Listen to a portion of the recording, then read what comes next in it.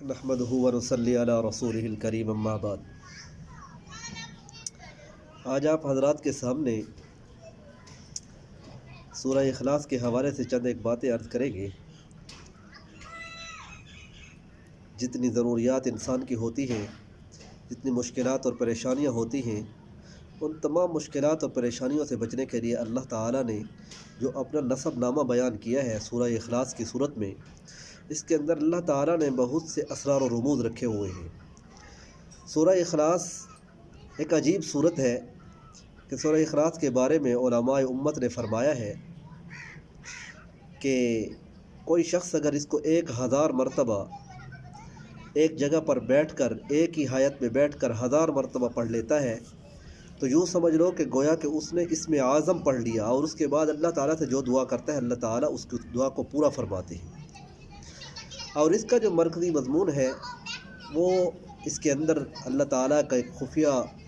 نام ہے، چھپا ہوا راز ہے، جس کو علماء نے فرمایا ہے کہ اس کے ذریعے سے اگر انسان اللہ تعالیٰ کو پکارے تو اللہ تعالیٰ اس کی پکار کو سن کر لبیک فرماتے ہیں۔ اور ایک واقعہ علماء نے نقل کیا ہے کہ ایک بت پرست ساری زندگی بت کو پکارتا رہا، یا سنم کہہ کے پکارتا رہا۔ 70 سال تک اس نے بت کو پکارا،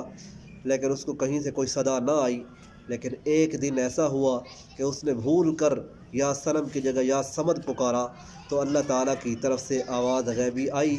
کہ یا سمد کے پکارنے پر کہ لبیک لبیک یا عبدی، اے میرے بندے میں حاضر ہوں۔ تو اس کے اندر جو اللہ تعالیٰ کے دو صفاتی، ایک ذاتی اور ایک صفاتی نام ہیں، اگر ان کے ذریعے سے کوئی شخص ایسی مشکل میں پھنس گیا ہو کہ جس سے نکلنے کی کوئی راہ نظر نہ آ رہی ہو، یا وہ ایسا پریشان ہو کہ جب سارے اسباب منقطع ہو چکے ہوں اور وہ اسباب کے بغیر ہی اللہ تعالیٰ کی محبت اور اللہ تعالیٰ کی خاص نعمت کو اور رحمت کو اور فضل کو اترتا ہوا دیکھنا چاہتا ہو، تو اللہ تعالیٰ کے ان دو ناموں کو کثرت سے پڑھے۔ دو نام کیا ہے؟ اللہ الصمد، ایک اللہ اور دوسرا صمد۔ اس کا معنی یہ ہوتا ہے کہ اللہ تعالیٰ بے نیاز ذات ہے، اور جب انسان بے نیاز ذات سے اس کے خاص ناموں کو پکار کر اس کو یاد کرتا ہے تو وہ بے نیاز ذات کیا کرتی ہے؟ اپنے بندے کو بغیر اسباب کے پال کر دکھاتی ہے۔ اللہ تعالیٰ اپنے بندے کو دکھاتے ہیں کہ اے میرے بندے، تو نے میرے نام کو پکارا، تو نے ایک محبت اور عظمت کے ساتھ، عزت کے ساتھ، وقار کے ساتھ میرے نام کی عظمت کا خیال رکھتے ہوئے دو زانوں بیٹھ کر اور قبلہ رخ ہو کر اور گریہ و زاری کے ساتھ آنکھیں جھکا کے دل کی طرف نظر کر کے ہمتاً میری طرف متوجہ ہو کر تو نے اللہ الصمد کی صدا لگائی، تو میں تیری ہر مشکل کے لیے کفایت کرنے کے لیے حاضر ہوں میرے بندے۔ اب مانگ مجھ سے کیا چاہتا ہے،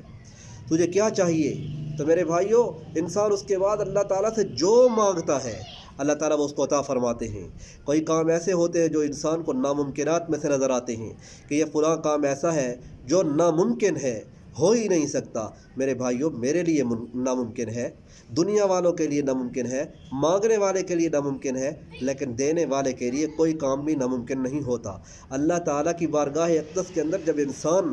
ہاتھ پھیلا کے مانگتا ہے، جب گریہ وزاری کرتا ہے اور اللہ کو اللہ الصمد اللہ الصمد اللہ الصمد کہہ کر پکارتا ہے، تو اللہ تعالیٰ کی رحمت جوش میں آتی ہے، اور اللہ تعالیٰ فرماتے ہیں میرے بندے مانگ مجھ سے کیا چاہیے۔ پھر اس وقت جو حاجت ہو، جو ضرورت ہو، جو مشکل ہو، جو پریشانی ہو، جس معاملے میں گھرے ہوئے ہو اور اس سے نکلنے کی کوئی راہ نظر نہ آ رہی ہو، تو اس وقت اپنے رب کے سامنے وہ اپنی فریاد رکھ دو، اپنی ساری حاجتیں پیش کر دو، اللہ کو اپنا سارا دکھ درد سنا دو۔ وہی رب ہے جو سب کچھ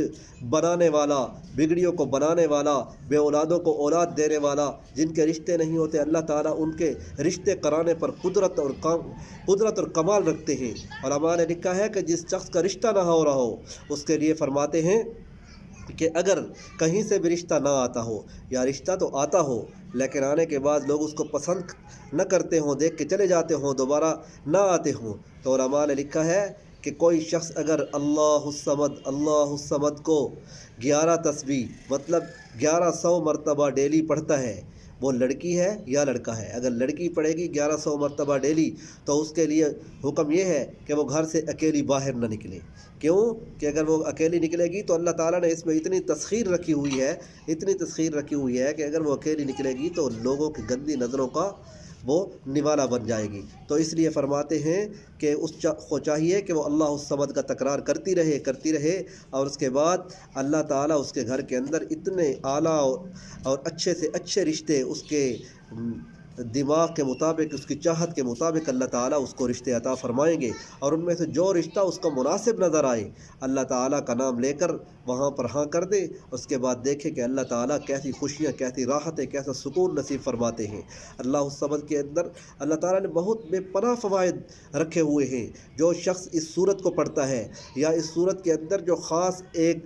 مرکزی اس کا مضمون ہے اللہ الصمد، اللہ کے ان ایک ذاتی نام اور ایک صفاتی نام کو اکٹھا کر کے جب پڑھتا ہے تو اللہ تعالیٰ کی رحمت جوش میں آتی ہے اور انسان کی بگڑیاں اللہ تعالیٰ خزانہ غیب سے بنا دیتے ہیں۔ دعا ہے کہ اللہ تعالیٰ ہمیں سورہ اخلاص کی قدردانی نصیب فرمائے، اور اس کے بعد اللہ تعالیٰ کا جو نام ہے ذاتی اور صفاتی، اللہ تعالیٰ ان دو ناموں کو ملا کر اپنی رضا کی خاطر پڑھنے کی توفیق عطا فرمائے۔ وما علینا الا البلاغ۔